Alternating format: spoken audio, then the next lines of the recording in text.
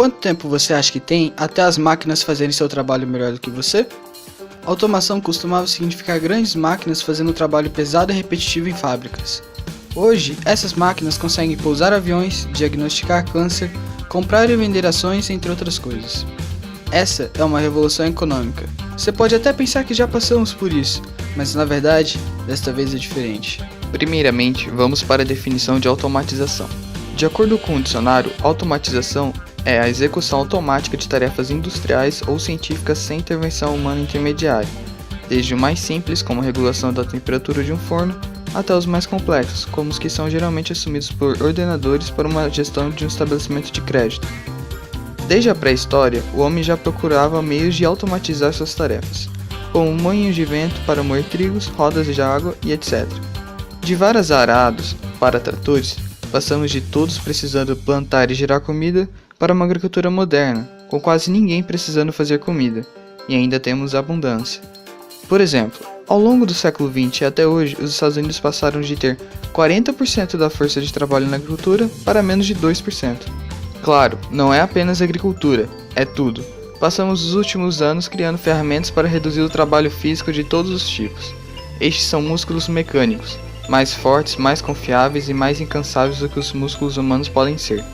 Isso significa que com a automatização, produzimos mais usando o mesmo número de trabalhadores. Isso, ao mesmo tempo que diminuiu o custo da produção e eliminou vários empregos antigos, proporcionou a geração de produtos mais baratos e empregos novos e melhores. Isso foi bom, visto que a população continuava crescendo. Em resumo, inovação é igual ao aumento da produtividade.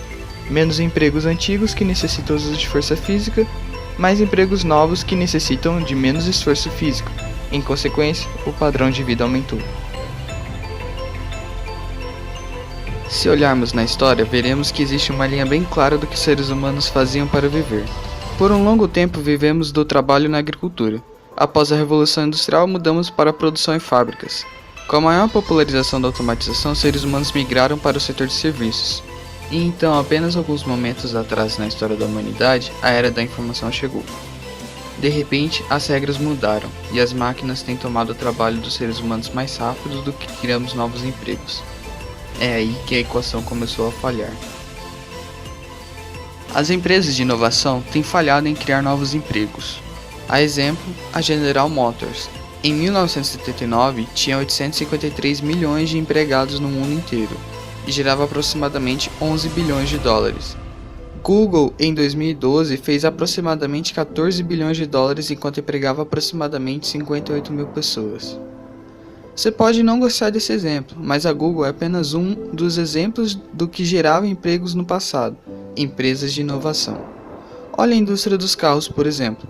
Quando o carro se tornou popular 100 anos atrás, eles criaram imediatamente milhares de empregos como os drive-in, lava-jatos, táxis, entre outros. Hoje, a indústria do transporte nos Estados Unidos emprega cerca de 3 milhões de pessoas, extrapolando em todo o mundo algo como 70 milhões de empregos no mínimo. Entretanto, a inovação na indústria de carros hoje não gera mais tantos empregos como antigamente. Mas e a internet? Apesar da internet ter gerado indiretamente muitos empregos, é certo dizer que ela tem gerado muitas empresas. Entretanto, ela não tem gerado tantos empregos para compensar o crescimento da população ou os empregos que ela tem eliminado. A exemplo, temos a Blockbuster, que em 2004 tinha aproximadamente 84 mil empregados e fez 6 bilhões de dólares em lucro. Em 2016, a Netflix tinha 4,6 mil empregados e fez 9 bilhões de dólares. Quando você pensa em automatização, você geralmente pensa nessas grandes máquinas pesadas, sofisticadas, mas eficientes que realizam trabalhos repetitivos, mas totalmente cegas ao mundo que os cerca. Esse é o conceito antigo de automatização. Conheça a Baxter. Ao contrário dessas coisas que requerem operadores e técnicos qualificados e milhões de dólares, o Baxter tem visão e pode aprender o que você quer apenas observando você fazer. E ele custa menos do que o salário anual médio de trabalhador humano. Ao contrário de seus irmãos mais velhos, ele não está programado para fazer um trabalho específico e pode fazer qualquer trabalho ao alcance dos seus braços. Baxter é o que pode ser pensado como um robô de propósito geral. E a parte do propósito geral é algo realmente grandioso. Pense em computadores. Eles também começaram a ser altamente customizados e altamente caros. Mas quando os computadores de propósito geral baratos aparecem, eles rapidamente se tornam vitais para tudo. Um computador de propósito geral é basicamente um computador que pode ser aplicado a diversas funções. Pode, por exemplo, calcular com facilidade a mudança ou atribuir assentos em um avião. Pode até mesmo jogar um jogo, ou fazer qualquer coisa simplesmente trocando seu software. E essa enorme demanda por computadores de todos os tipos é o que torna cada vez mais poderosos e mais baratos a cada ano. Baxter hoje é como um computador na década de 80. Ele não é o ápice, mas o começo. Mesmo que Baxter seja lento, seu custo por hora é o valor da moeda elétrica, enquanto sua concorrência baseada em carne custa o salário mínimo. 1/10 da velocidade é ainda econômico quando é 100 vezes mais barato. Enquanto o Baxter não é tão inteligente como algumas das outras coisas que falaremos, ele é inteligente o suficiente para subir muitos trabalhos de baixa habilidade. E já vimos como robôs mais pesados do que Baxter podem substituir trabalhos.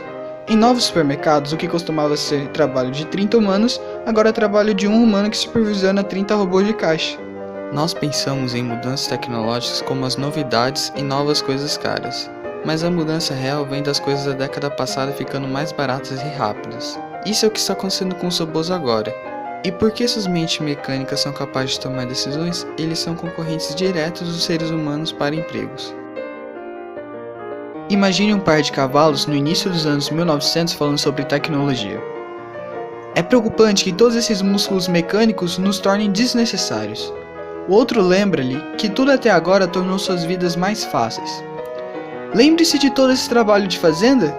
Lembre-se de correr de costa a costa entregando correio? Lembre-se de ir à batalha? Trabalhos horríveis. Esses trabalhos da cidade são bem atraentes, e com tantos humanos nas cidades, existem mais empregos para cavalo do que nunca. Mesmo que essa coisa de carros se popularize, você pode ter certeza, haverá novos empregos para cavalos que não podemos imaginar. Mas você, querido espectador, além do ano 2000, sabe bem o que aconteceu. Ainda existem cavalos de trabalho, mas nada como antes. A população de cavalos atingiu o pico em 1915. A partir desse ponto, apenas declinou. Não há uma regra de economia que diga que uma melhor tecnologia faz mais e melhores empregos para cavalos, mas trocar cavalos para humanos e de repente as pessoas pensam que isso parece certo. À medida que os músculos mecânicos expulsavam os cavalos da economia, as mentes mecânicas farão o mesmo com seres humanos. De acordo com um novo estudo, quase metade de todo o trabalho que realizamos será capaz de ser automatizado até o ano 2055. Um autor do relatório, Michael Shuey, afirmou: em cerca de 60% das ocupações, mais de 30% das coisas que as pessoas fazem podem ser automatizadas, usando robôs ou inteligência artificial, machine learning, deep learning, todas essas tecnologias que estamos ouvindo cada vez mais sobre. Não imediatamente, nem em todos os lugares, mas em números suficientemente grandes e em breve isso vai ser um grande problema se não estivermos preparados. E não estamos. Dependendo de quem você ouve, automação, robótica, inteligência artificial vai resolver todos os nossos problemas ou acabar com a raça humana. Algum tempo no futuro próximo, a inteligência da máquina prevê superar a inteligência humana, um ponto no tempo conhecido como singularidade. A ideia de que em algum momento futuro a inteligência artificial vai superar a humana recebeu o termo de singularidade tecnológica. A partir do texto do cientista e escritor Vernor Vinge, o artigo The Coming Technological Singularity: How to Survive in the Post-Human Era, de 1993, considera o evento iminente, previsto para ocorrer antes de 2030, transformará radicalmente a civilização. Se o surgimento das máquinas é uma ameaça existencial para a humanidade ou não, eu acredito que existe um problema ainda mais imediato. Os robôs estão nos ultrapassando em muitas tarefas. E talvez você esteja pensando: bem, isso nunca vai chegar em mim. Eu sou um floco de neve criativo e especial. Bem, adivinhe, você não é tão especial. Para entendermos como todos podem ser afetados, até mesmo você, floco de neve, temos que entender nós mesmos primeiro. O progresso humano é definido pela divisão de trabalhos. Conforme avançamos ao longo dos anos, nossos trabalhos ficaram cada vez mais especializados. Enquanto mesmo as máquinas mais inteligentes são relativamente ruins em fazer trabalhos complicados, elas são mestres em fazer trabalhos repetitivos, determinados e previsíveis. Mas olhe trabalhos complexos e você verá que são várias tarefas pequenas, quase previsíveis uma atrás da outra. As máquinas estão tão boas em quebrar trabalhos complicados em trabalhos mais previsíveis que para muitas pessoas não existirá espaço para os humanos se especializarem. Máquinas digitais fazem isso por machine learning. De forma bem simples, machine learning é um conjunto de regras e procedimentos que permite que os computadores possam agir e tomar decisões baseados em dados ao invés de ser explicitamente programados para realizar uma determinada tarefa. Isso faz com que elas fiquem melhores em algo conforme descubram mais relações entre os dados analisados. Quanto mais dados, melhor a eficiência de um programa. Mostre uma máquina coisas que você tem interesse e gradualmente ela te recomenda produtos e serviços. Machine Learning está em seu ponto alto hoje porque os seres humanos começaram a coletar dados sobre tudo: comportamentos, clima, histórico médico, mensagens, destinos de viagem e, claro, o que fazemos no nosso trabalho. O que criamos por acidente é uma biblioteca enorme na qual as máquinas podem usar sobre como os humanos fazem as coisas e assim as máquinas podem aprender a fazer melhor. E é assim que até mesmo os criativos serão substituídos. Veja, a criatividade pode parecer mágica, mas não é.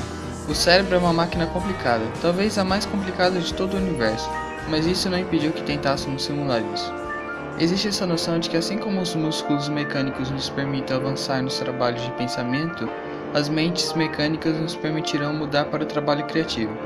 Mas mesmo que assumamos que a mente humana é magicamente criativa, o que não é, mas vamos considerar pelo argumento, a criatividade artística não é da qual depende a maioria dos empregos.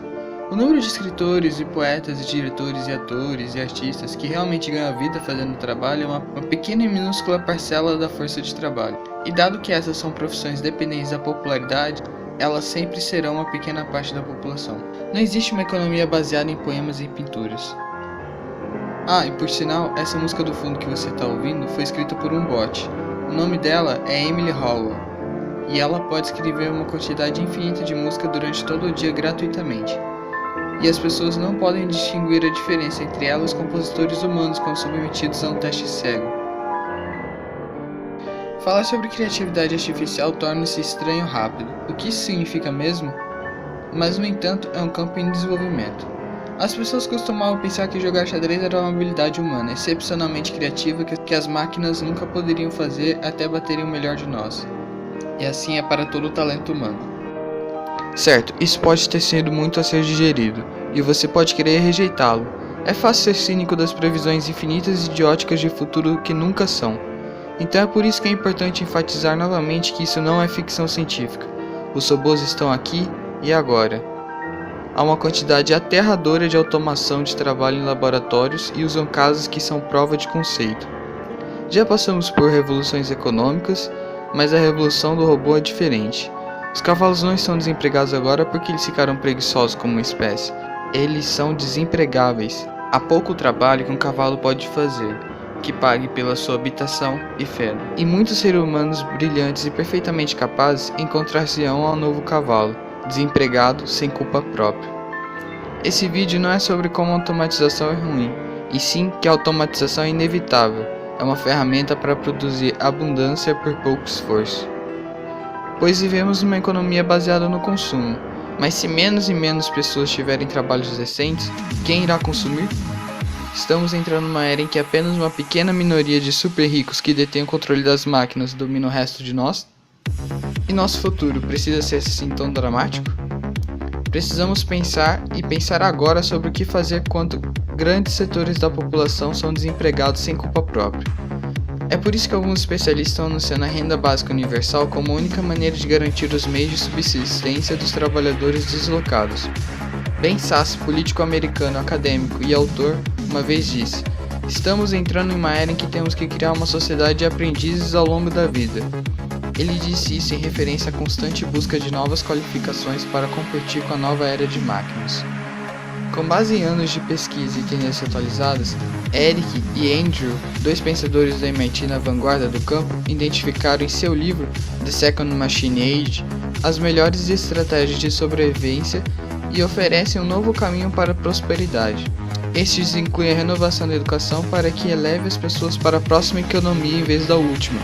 À medida que a demanda por novas habilidades aumenta, o desafio será antecipar quais serão essas habilidades. Para alguns, a resposta é ciência, tecnologia, engenharia e matemática, bem como codificação, para que as pessoas possam desenvolver ou trabalhar com a tecnologia, criando assim novas colaborações que unam o poder de processamento bruto com a engenhosidade humana. e abraçam políticas que tenham sentido em uma paisagem radicalmente transformada. Estamos na infância dessas ideias, mas conversas sérias precisam começar se quisermos estar prontos para abordar de forma preventiva essas questões, antes de sermos obrigados pelas circunstâncias.